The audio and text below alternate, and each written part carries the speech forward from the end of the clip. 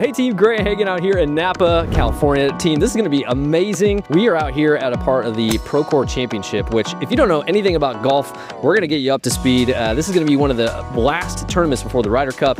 We are helping sponsor along with Procore, and they invited us out to really do a behind the scenes of kind of a behind the build, how all this actually gets built. This is an amazing PGA Tour event, and they invited us to come out and help sponsor and kind of showcase what it is that we do and how we can document this throughout really the build out of this amazing course.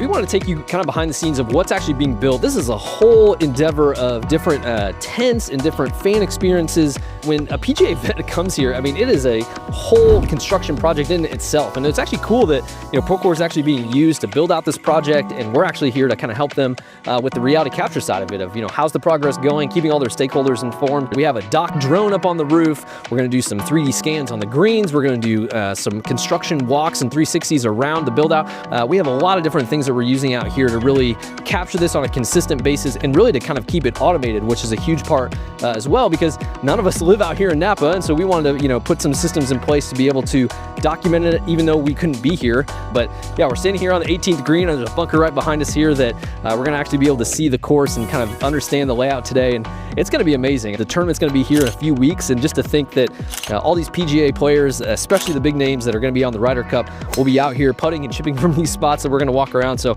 we kind of hope you guys enjoy getting to see a little bit of the behind the scenes of what this is going to look like. And so stay tuned. We'll catch you on the next one.